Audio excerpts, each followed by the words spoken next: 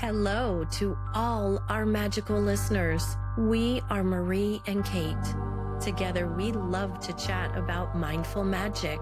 Mindful magic is intentionally, mindfully traveling through each day, each task, every little mundane thing you need to do with a magical mindset. Let's get magical and start this episode.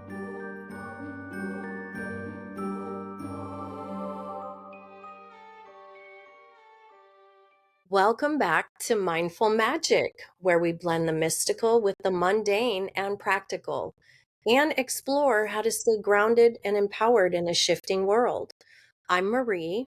And I'm Kate, and today we're going to dive into something a little darker, a little spookier, but very real: the possibility of a CME or EMP event, and what it would mean for our physical world and our magical selves. Let's start with what those even are. A CME or coronal mass ejection is basically a huge burst of solar plasma and an exploding magnetic field from the sun.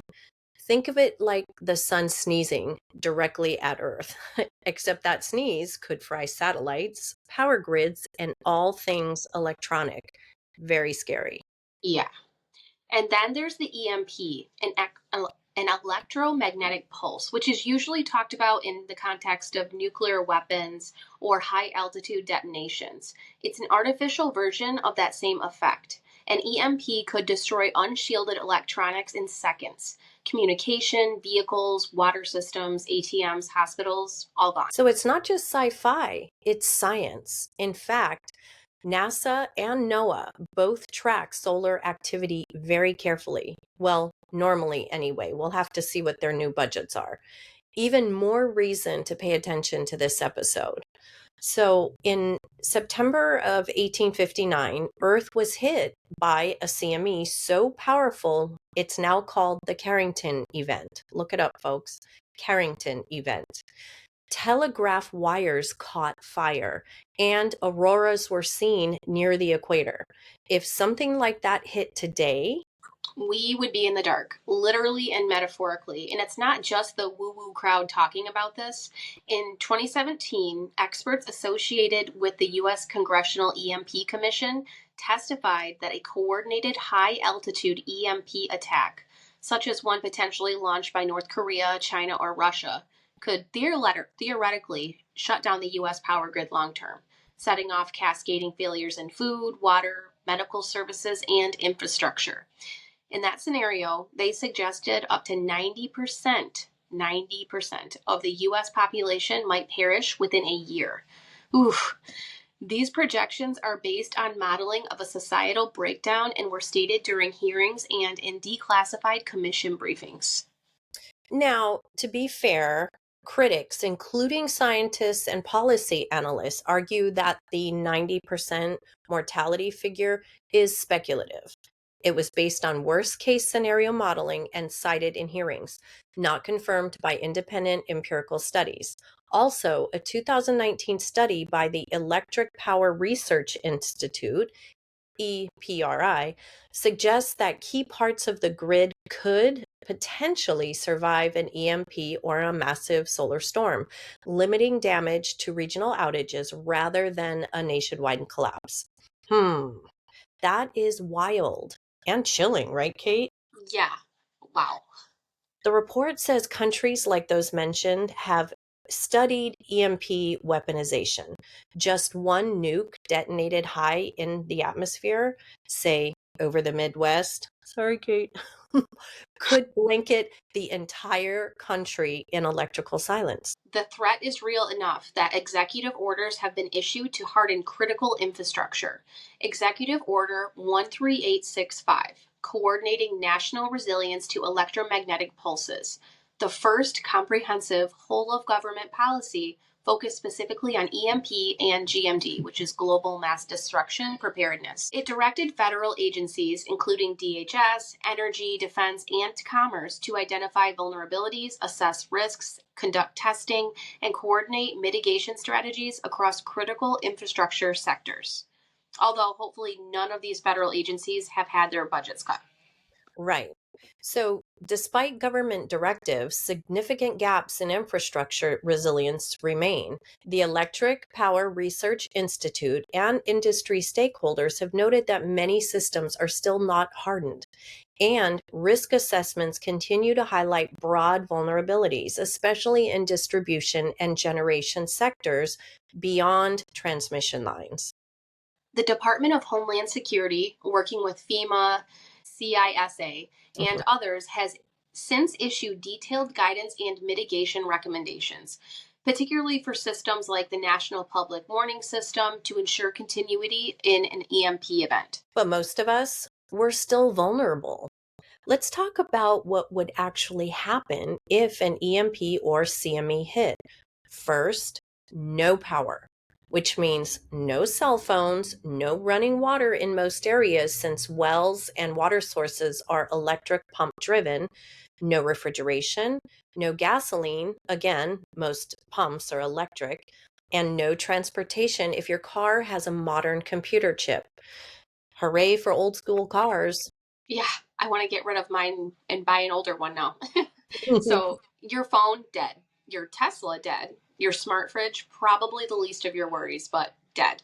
Think of it as like an electronic reset and not the kind that can just flip your breaker box and turn it back on. Right. Now, we're not saying this to spread fear, but knowledge is power. And that's where preparation and magic come in. First, let's cover practical protections. First, the Faraday cage. A Faraday cage is a protective enclosure designed to block electromagnetic fields, including electric currents and radio waves like those from an EMP, electromagnetic pulse, or CME, coronal mass ejection. A Faraday cage works by distributing electromagnetic energy around the exterior of the cage, preventing it from reaching whatever is inside. It does this through conductive materials, usually metal like copper, aluminum, or steel. Think of it like a shield that redirects electricity around the object rather than through it. So it's going to protect from things like the EMPs, the solar flares, radio frequency interference, static discharges, and like stuff like lightning if properly grounded. So, examples of Faraday cages in real life. The first one is like microwaves. The mesh on the door that acts as a Faraday cage. And then airplane cabins. The metal fuselage protects passengers from lightning. And then shielded electronics rooms in hospitals or military facilities. And you can purchase smaller, affordable ones on places like Amazon for your personal electronics, like cell phones and laptops. A Faraday cage won't protect against power surges while plugged in. So you have to store these devices disconnected and inside, or make your own. A quick and easy Faraday cage can be made by wrapping a cardboard box in multiple layers of heavy duty aluminum foil. Ensure the foil is wrapped tightly and overlaps to eliminate any gaps. I'm just seeing someone with like one of those aluminum caps on their head. No, Faraday cage for your Protect that skull. brain. To help eliminate any gaps, you can also use aluminum tape to cover the corners. So Oh, good idea. yeah. So the next thing is to help protect yourself is to go with off-grid water. So off-grid water refers to your ability to access and purify water without needing the electricity for the pumps, plumbing, or municipal services. It's essential for emergencies like EMPs, CMEs, or natural disasters when running water might stop entirely. And just so you guys know, Kate and I already had this episode planned before the tsunami warning and threat was about to hit Hawaii just a few days ago. So this is just very timely. All of us should be thinking about, preparedness, right? Yeah, exactly. It's like we're not trying to spread fear. It's more you do have to be prepared though and, make sure that you're prepared. I mean, I feel like anything could happen nowadays. Right. The weather patterns are changing. People are seeing the auroras still in different places on Earth. There's this massive flooding, there's fires, there's power outages. It just makes good sense. Yeah. I mean, even the Midwest where I'm at, they're like, I don't know if this was even true, but I saw a few different videos saying like The Midwest is expected these crazy windstorms that are like a hurricane on land. It was crazy. And I haven't Oh, heard anything about it since, but like just being prepared, just for that peace of mind. right, right. It just makes sense. So, another thing you can do for your water source is use a gravity fed water filter. So, this is a water filter that doesn't require electricity or water pressure. It uses gravity alone to pull water from an upper container through a filtration system and into a lower clean container. Water is sacred, and having access to clean water helps you stay spiritually grounded, physically hydrated, and able to perform rituals, cleansing, or offerings, even in a crisis. So, communication will be key. Get a hand crank or solar powered shortwave radio. In the event of an EMP, CME, natural disaster, or power grid failure, cell towers, Wi Fi, and even landlines could go down. You may have no access to the news, weather alerts, or government instructions. So, that's where an emergency radio comes in. So, these radios don't need batteries or electricity. They can be powered by cranking a handle, so kinetic energy, built-in solar panels, and sometimes they'll have USB ports or AA batteries as backup. Yeah, and I love those. We have a small one and it works. I mean, you got to, you have to keep cranking it, but it's got AM and FM, and it's got even got a little solar panel. It's a flashlight, and it's got USB port and battery backup, and they're not expensive from I'll just say online stores. We don't have to say any particular ones, but they're easy enough to find. So these radios do often include, like I said, the AM, FM, and the NOAA weather channels, which is important. Shortwave radio frequencies, emergency alert functions, and like I said, even flashlights and phone charging ports once they're out of your Faraday cages. So, shortwave radios can pick up international and long distance broadcasts, even when local signals fail. So, that's vital. If national systems are down, you can still hear global updates. And in a grid down event, shortwave may be one of the only remaining ways to hear about what's happening outside your local area.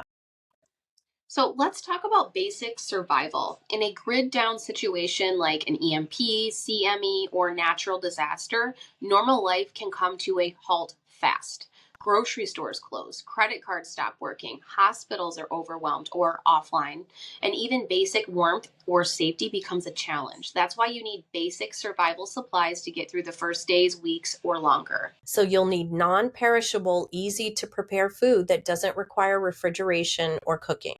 So some of the best choices are, of course, the canned goods, stuff like beans, soups, meats, veggies, and spam. People spam. That's for my Hawaii folks. Rice, pasta, oats, and that is if you have a way to boil water. There are those small single burner propane camp stoves, and they're usually pretty easy to store with a few cans of the propane. You just screw them on and you've got fire. Also, stuff like nut butters, granola bars, trail mix, and if you have all this stuff in your emergency preparedness kit, they always say to rotate it, because stuff like that, the granola bars, trail mix, nut butters, they will go rancid after a while or have an expiration date. So make sure you check those. But also you can do freeze dried meals or MREs, which you can find online very easily. In fact, after writing, for this episode, I bought some, Kate. They should be arriving. I have MREs. I tried one before. Yeah, they're interesting. I had some from my stepdad. He got some from like an old army surplus store when I was a kid. And I thought they were cool because they had matches in them. Such a pyro. But now it's like they're these gourmet meals. It's pretty amazing how far they've come.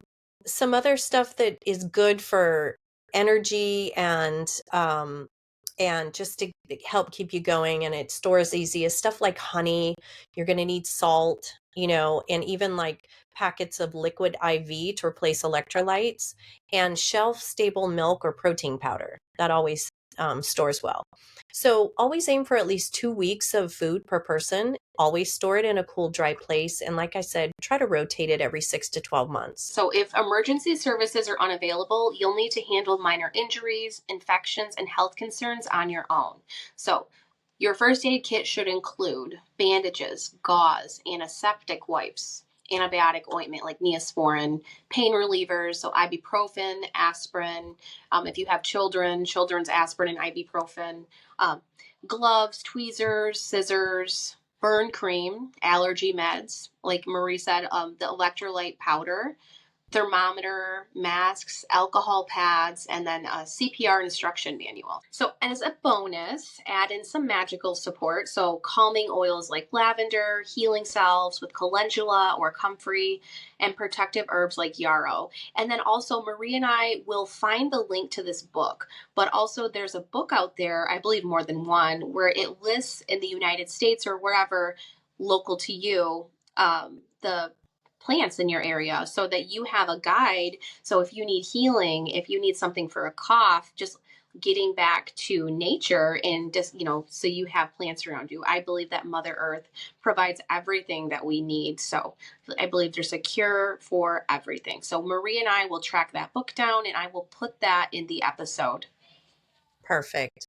And let's not forget that having honey in your kit is great because if you have a wound, honey is antibacterial, antiseptic. So that's Yes. always a good thing to have. So let's talk about the ability to start fire.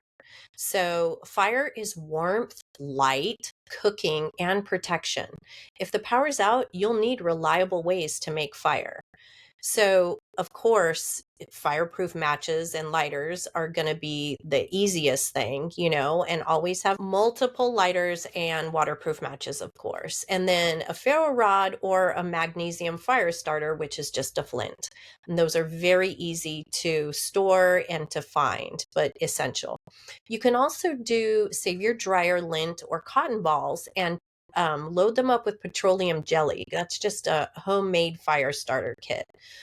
So also we want to think about, a little bit of candle magic and hearth rituals and sacred flames can also ground your spirit while supporting your survival if there should be a crisis. So don't forget to pack a few magical goodies in with your supplies. Yes. So, backup medicine. So, if you rely on prescription meds, talk to your doctor about emergency refills.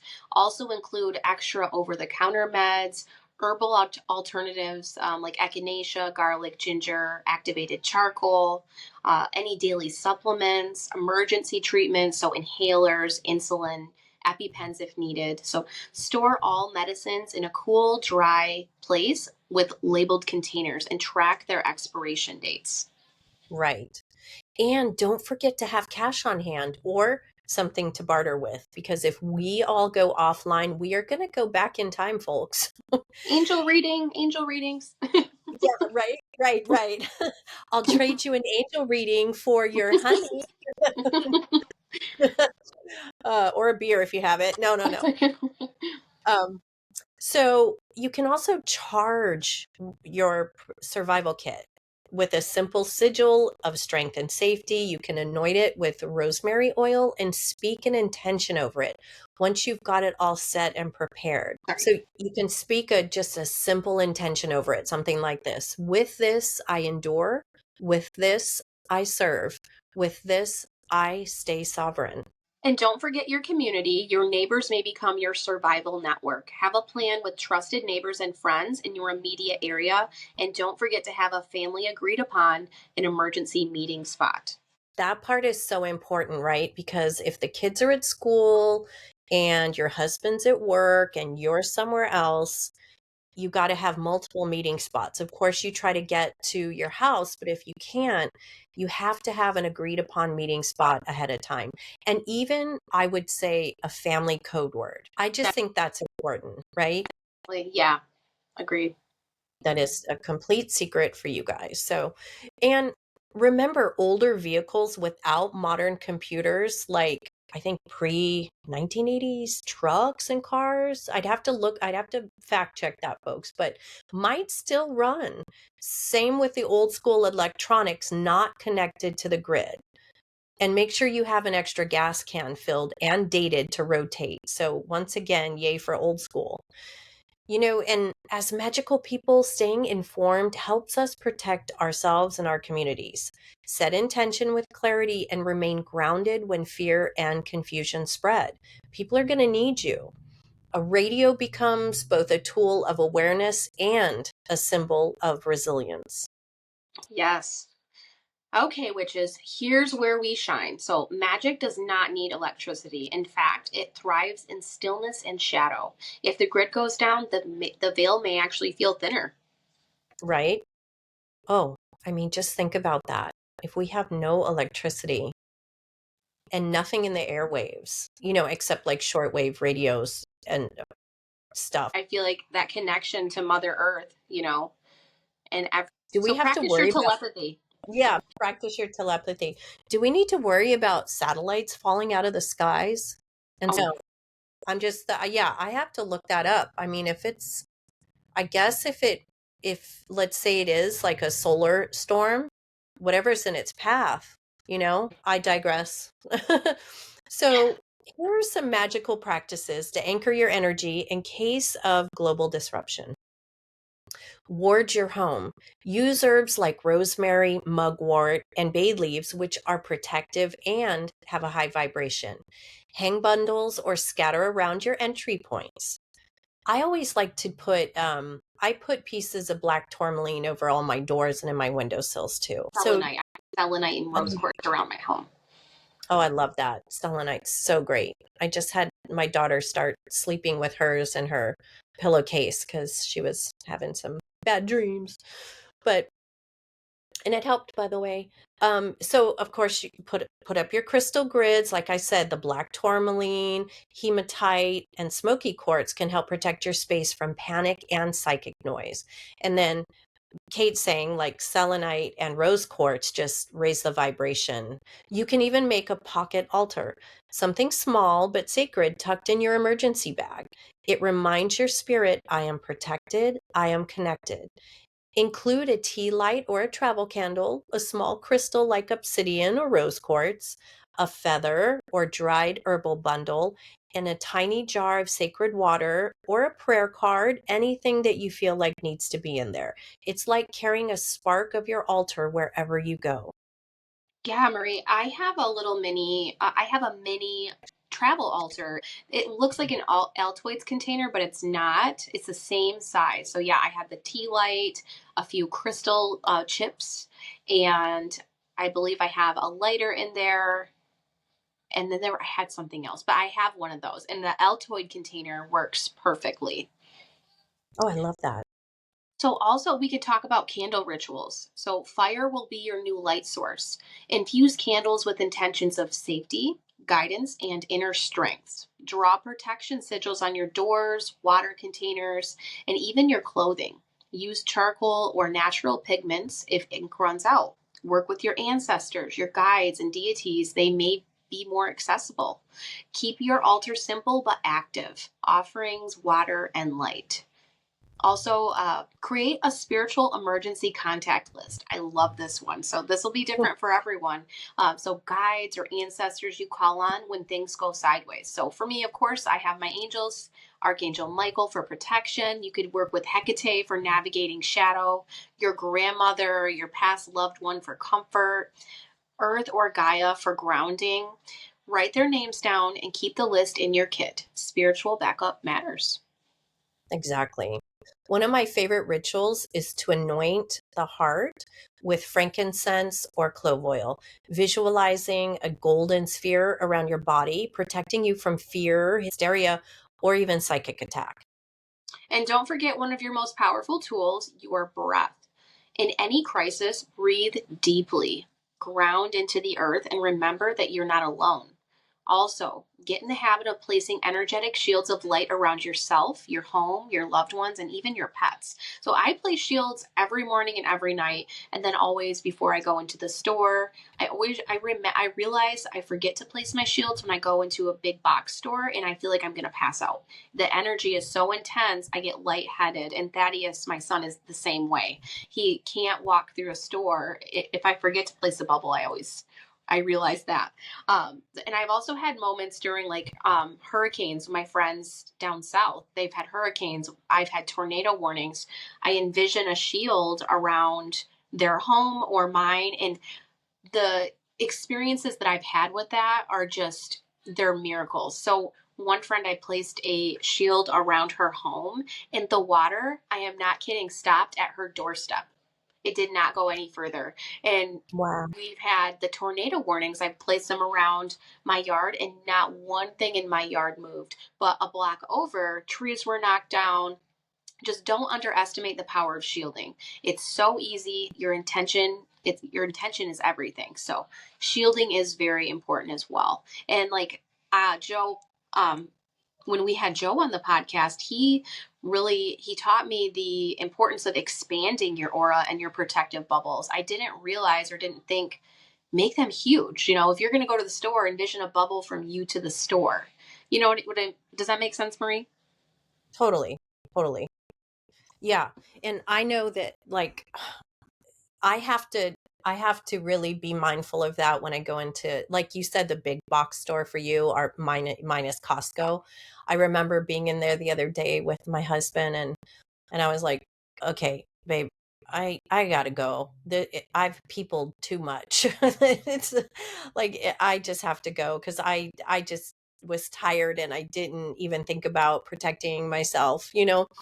And I know people who are listening to this, they might not, might think it sounds silly, or have never felt like they needed to do it, but you guys, it really does work, and it really does, because intention is everything. Yes, for sure. And Marie, you mentioned the secret word between your family members, in case of an emergency. Well, I have a secret word for my family, which I don't know if I've even talked to you about this before. So I have a special word, and it came to me during meditation, and it just kept coming back. It's a name. And I kept hearing it, and I asked my guides, what am I supposed to do with this name? What does this mean? And it was like an instant download. Basically, this word is for my family, and it does everything. It calls your energy back. It cuts etheric cords of negativity and fear. It grounds you. It protects you. Everything that you need in that moment, you program that word for whatever it is that you need at the time. So I share that word with my oldest son. He's the only one in our family besides my husband that knows that word. As the kids get older, I'll teach them how to use it. So a secret spiritual word as well. So you can create your own, keep it secret, and speak it with intention, and let it be your lighthouse in the dark. I love that. That that just kicks it up another level. Not only is it practical to have a family safe word, but infuse it with intention. I love that. I didn't think about that. That is awesome, Kate. Yeah, it works too. I mean, in like I said, intention is everything. When you use it, you feel it in your body when you say it. So when I speak the word aloud, I envision, like, I can feel it throughout my whole body. So you just write it down and you speak intention into it. And what's magical about it is you ask your angels and your spirit team that word is for whatever you need in that moment. So you don't have to ask for anything specific. If you're tired, if you're scared, you just speak the word aloud, and it does what it needs to. I love that. That's truly magical. So, whether or not a CME or an EMP ever happens, the deeper lesson is this: reconnect to the earth, to each other, and to your own magic. Don't wait for the grid to fall to start living authentically and intentionally. Well said, sister. Magic isn't about escaping the world, it's about living more fully within it, no matter what comes. Stay safe, stay magical, and keep your candles dry. Right. And remember, even in the darkest night, we are the light. Have you ever made magic during a blackout or emergency? Or do you have a spiritual practice you never go without, even in a grid down world? tell us. We'd love to share your story in a future episode. See you next time on Mindful Magic.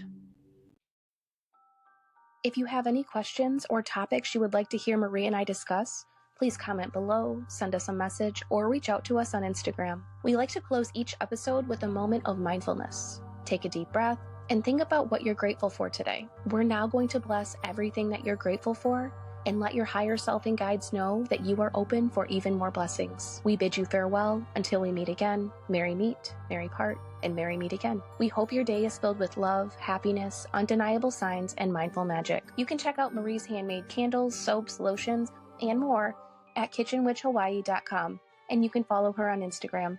You can book an angel reading with me, check out my books, and sign up for our Angel Magic community at katewhitneyofficial.com. And be sure to follow Mindful Magic on YouTube at Mindful Magic Channel. We are also on Facebook and Instagram.